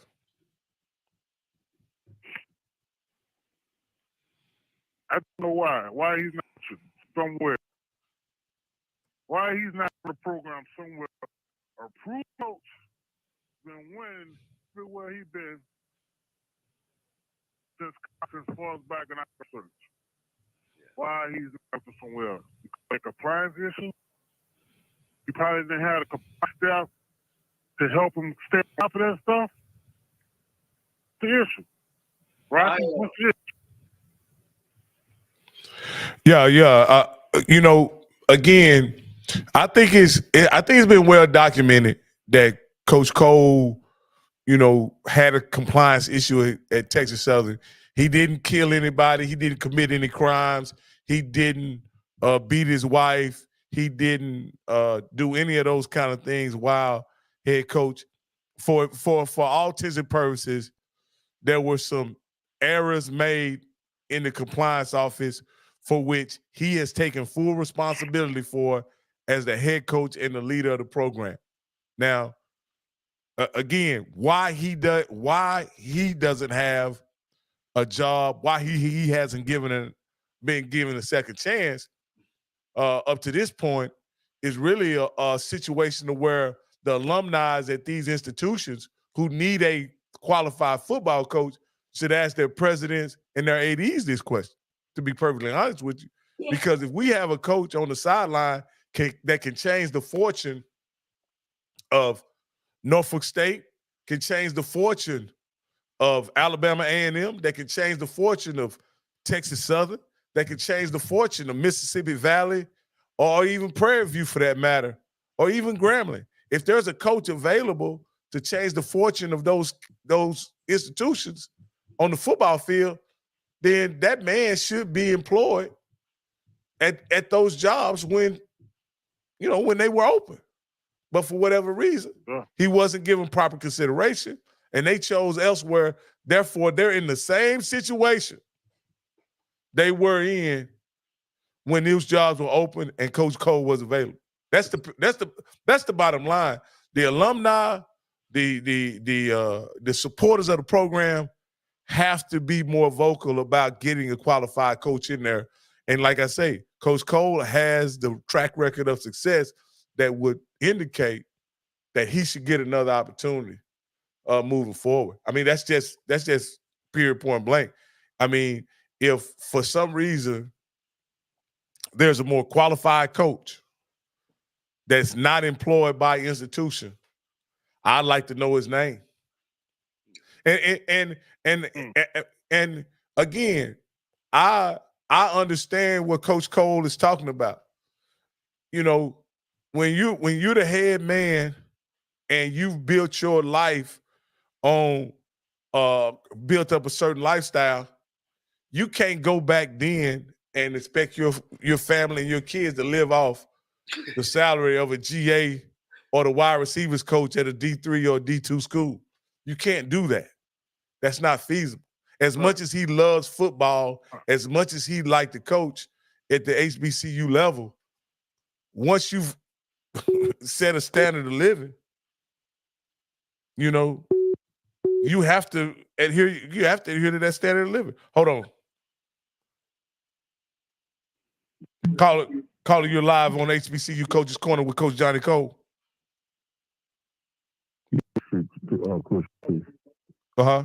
Coach Cole, can you hear? Yeah. Go ahead, caller. My Charles from Houston. I'm a Texas up here. I'd like to put a vote in. Right now we're at a stage of having decided we're going to keep the courts that we have.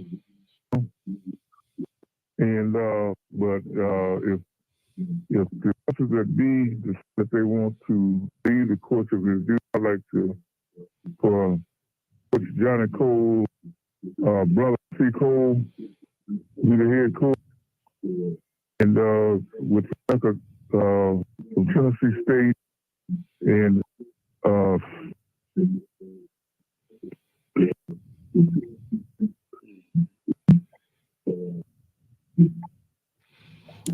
Alabama State, he won national championships at both schools.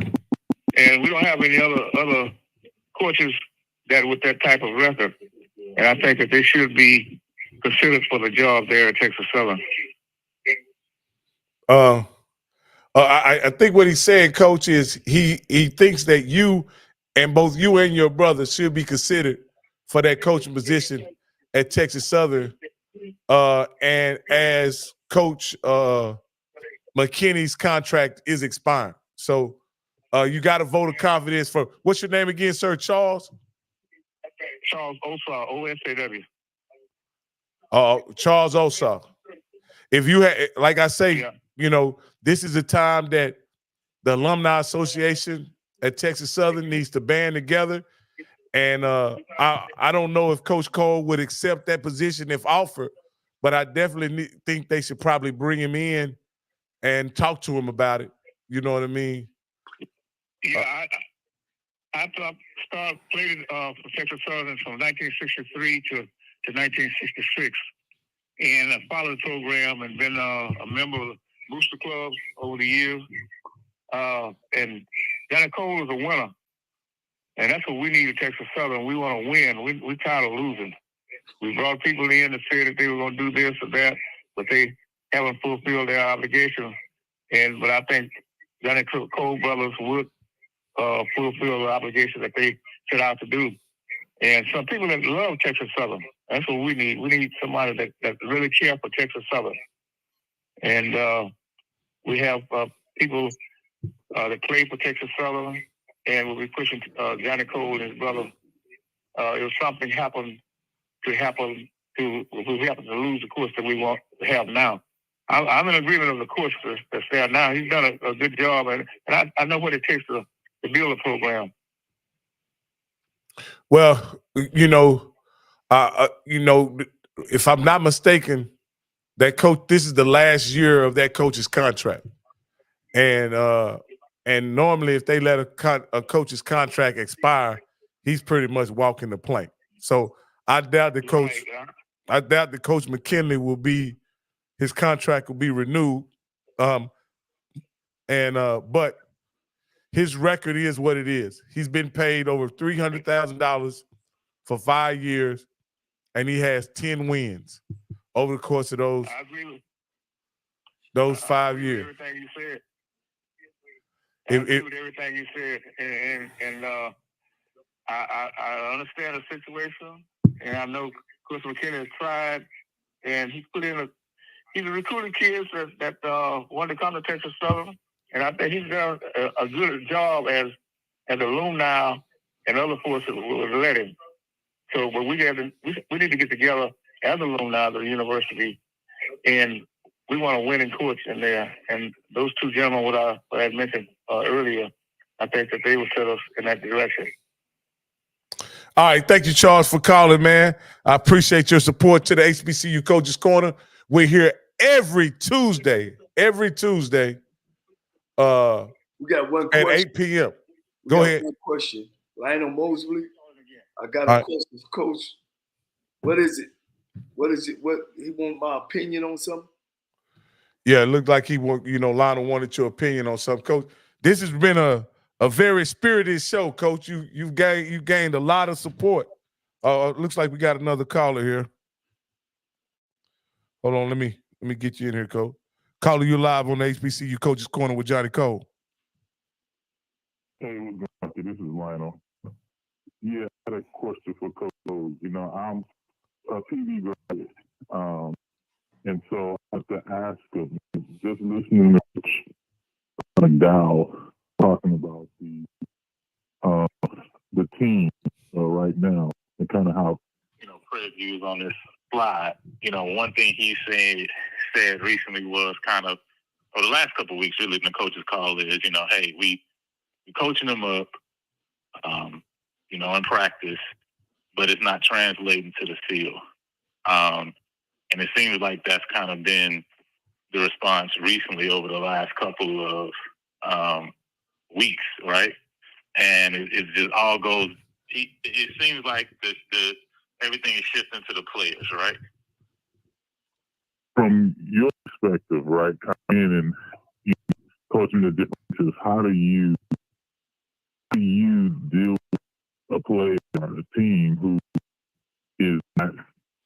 You feel that, hey, I'm coaching them up in practice, but this isn't translating to the field. Because from the outside looking in, it's like, hey, at the end of the day, the responsibility at the end of the day then is from the top down, right? It's, if I'm teaching and my students are not performing well on the test, and I keep believing that they have it, like, I got to readjust. I feel like that's on me to readjust.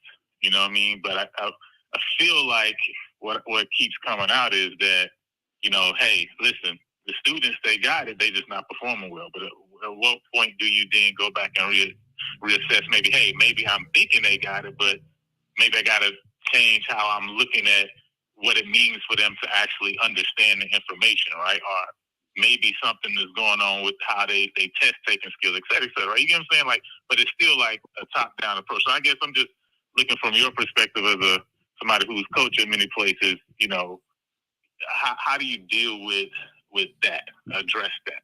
That's my question. Yeah. So basically what he's saying, coach, is how do you deal with it when your coach is simply saying that they're coaching it up, but the players aren't getting it? Well, first of all, you brought them there as a recruited player, and every kid is a recruited player, and it's up to that coach to find out what makes that player go. Maybe how you teaching it and the way you teaching it ain't the right way that the kid gets it. I had a couple examples. We had a kid that was fast as lightning, but he couldn't remember the plays. You know what I mean? And so my thing to the coach was, well, why are we not playing this kid? This kid, fastest kid on our team. We need to be able to stretch the field. Well, he can't learn. Well, my question was, then coach, then you can't teach. Maybe you not teaching. Kids learn different ways. They learn from video, audio. They learn from reps, and it's our job as the coach to get that to that kid to make sure that he knows what he's doing. Number one. Number two is if he gets talent, I got to be able to make plays where to help develop that kid to make him a part of the system, and he'll get better. Repetition, he'll get better. I'm just a firm believer in that every kid that I bring in, and I know sometimes you can bring a kid in and he might not meet up to your potential as far as a player, then you made that mistake, not the kid. But when it comes down to learning, when it comes down to transferring it over to the football field, you got then your program is not helping that kid to focus on what he needs to do. And how many times in practice are you repping it? You can't blame it on the kid. You got to blame it on yourself as a coach. Lionel, let me ask you a question, Lionel. Are you there? Yeah. Yeah, I'm here. Do you feel that the reason why you asked the question is because the coach has repeatedly put it on put the performance on the players? Definitely. I mean, that's definitely the reason I asked the question, right? Because from my thought process, right? Okay, if you feel as if as coaches, our OCDC, right, our position coaches, right, they're teaching what they're teaching, right? Like it's getting across to the play, right? But then you keep saying that, but it's not translating to the field. To me, okay, there's a disconnect then. Well, if it's not translating to the field, dang, right? I mean, when we talk about consistently, I mean, look at TV, right? You talk about literally blue assignments, right? Like, most times throughout the year, you see receivers not running routes, literally running each other, right? You know what I'm saying? So that's an issue, right? You know what I'm saying? And it's a consistent issue that we see even down to FAMU game, right? So if it's over and over and over, but your response is seemingly like, hey, it's not it's not the head, right? It's the players. When what point then is it? Yeah, point then is it the coaches and how we are disseminating the information, right? Or like Coach Cole is saying, then hey, are we actually learning the learning style specific players that they can understand? At the end of the day, it's like responsibility on me, right? The responsibility should be me to get across, right? That's a responsibility too, right? But it's over and over and over again. Something's missing there too, right? And from my perspective, and sometimes you might be doing too much. You know what I mean? You might be putting in a new play every day and ain't got the plays that you learned from the other day. When you come in the summer, plays in Coach Cole. Huh? I don't know new plays put in Coach Cole. I don't think they put no plays in. When you come in the summer, you try to put your playbook in, that first week or two. Then after that, you start preparing for the team you play. And sometimes you can get so fancy that you leave your team out. You know, it ain't about the coaches knowing. It's about what do your team can learn. What are we good at? And then you go there, and as the season go on, you build on it. And if the kids ain't getting it, then evidently you putting too much. You putting too much in, and you putting too much on. If that makes sense. Because remember now, you recruited kids to come to your school. see, Coach, there's a theme here, Coach. You always put the onus on the coach, right? Yes. It's on the coach. The onus is always going to be on the coach. Because you recruited kids. That's what my issue is. Right? That's what my issue is there. The onus is consistently being put on players. Like I say, do have responsibility, yes. But at what point is it like we are missing getting this where it needs to be, right? Like you shared earlier, right? Hey, if this player if it got this skill set, we need to make sure they're on the field. Hey, we may have to work in based on this couple set plays, right? I'm not about to throw a playbook at them. Right. This set of plays, if they can be on the field, but consistently what you keep seeing out of this team, the lack of consistency, right? Every time, every game, right? So, man. But anyway, that's all I was asking. I appreciate it. I'll let y'all go though. Yeah. You know, All right, appreciate it, man. Hey, Coach, we had a spirited conversation, man. I can't wait till next week, Coach, where we can go over our picks and see what's happening, Coach. This almost done turned into a job interview, Coach. Looks like you're gonna have more opportunities to continue your coaching career in HBCU football, Coach. Where it looks like, I can't leave without answering. You know, when I'm at games and I hear people say, "Run, tackle the guy, get over there," ain't nobody saying step with your right foot. You know what I mean? Run your body when you're trying to make a tackle. You know what I'm saying? Nobody tells the kid exactly what he needs to do. You know what I mean? And everything starts from starts and stances. Sometimes you got to walk a kid through what he's supposed to do. This is your responsibility. When that back come to you as a defensive guy, you got to turn that play in. You cannot go in there and make that tackle. You got to turn that play in and let the inside linebacker make that tackle. Wide out. You got to take an outside release. Why? Because you know that corner in cover 3 got to stay deep as the deepest. So there's things that kid, instead of saying, just run, you know what I mean? So that means if I run inside, then I mess the whole play up. But like you said, we'll be able to talk about this. No, Coach, what you're saying is you instead of just telling the kid run, you're giving the kid solutions.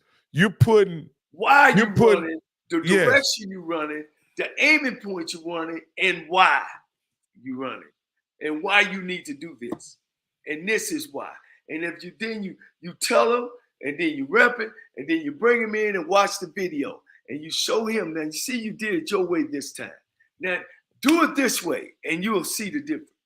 That ball might not supposed to go to you on this coverage against this coverage. But this coverage, the reason why you running so fast, you are the primary guy. So then when he say, oh, so when I come up and see this coverage, I'm the primary guy. I need to get out of there. Oh, if I get out of there, I'm going to open the hole up for my guy. Yeah, that's how the game played. That means now, not only do you know your position, you know the position that you're going to face and what he's taught as well. Yeah, that's teaching. That's not only teaching plays, Coach. That's not only teaching technique. That's teaching the kid a complete concept of why players ran and what his role is in the play, Coach. Coach, this has been a great show. Hey, Coach, you're getting overtime today, Coach. We usually just go an hour. We well into we about to approach. We 30 seconds away from that 2-hour point, Coach. I appreciate everything. I sure hope Dixie's dinner has already been cooked. Because if not, man, it's Hey, we leftovers tonight, baby. She okay. We leftovers, Coach. She tossing up she coaching up too. She back in there drawing on the board and stuff. All right, Coach. Hey, Coach, I'll let you take us out, man. I want to appreciate everybody for joining us. I want to thank you guys for being with us. We're going to be here same time next week, 8 o'clock, every Tuesday for the HBCU Coaches Corner. Take us out, Coach. And that's 6 o'clock my time in Arizona. As you always say, if you feel yourself at the end of the rope, you tie a knot, baby, and hold on tight, because ain't nobody bad like you.